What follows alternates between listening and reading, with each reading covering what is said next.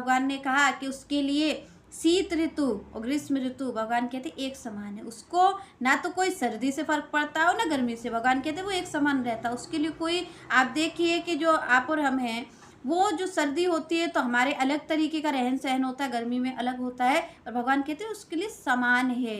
तो यहाँ पर भगवान ने कहा कि भक्ति की दृष्टि सुख दुख में भी समान है। भगवान कहते हैं वो हर तरीके की ऋतु को सहने की क्षमता भी रखता है, क्योंकि उसकी दृष्टि जो समान है। आगे श्री कृष्ण कहते हैं समः संग विवर्जिता, और भगवान ने कहा कि जो सुख दुख है वो भी उसे, यहाँ पर भगवान किस चीज़ की बात कर रहे हैं, भगवान श्री कृष्ण कह रहे हैं कि जो उसका भाव है उस भाव से वो हटता नहीं है। वो जो भगवान से प्रेम भाव उसका जुड़ा हुआ है, जो उसकी भजन भावना है, श्री कृष्ण कहते हैं कि चाहे वो मित्र हो चाहे शत्रु हो, चाहे कोई मान कर रहा है चाहे अपमान कर रहा है, चाहे उसके जीवन में ऋतु परिवर्तन, यहाँ पर श्री कृष्ण कहते हैं भाई ऋतु परिवर्तन तो हो जाता है पर उसके भाव का परिवर्तन नहीं होता, भाव उसका एक निष्ठ ही रहता है। इसीलिए कहते हैं कि भाई भगवान को क्या प्रिय, भगवान को एकाग्रता प्रिय, मन एकाग्र होना चाहिए। तो भगवान बता रहे हैं कि भाई मन एकाग्र की पराकाष्ठा क्या है, किस चीज़ से कैसे मन एकाग्र होता है। तो भगवान कहते हैं ऐसा उसका मन एकाग्र है कि उससे सुख दुख से भी फर्क नहीं पड़ता। उसके जीवन में सुख आ रहा है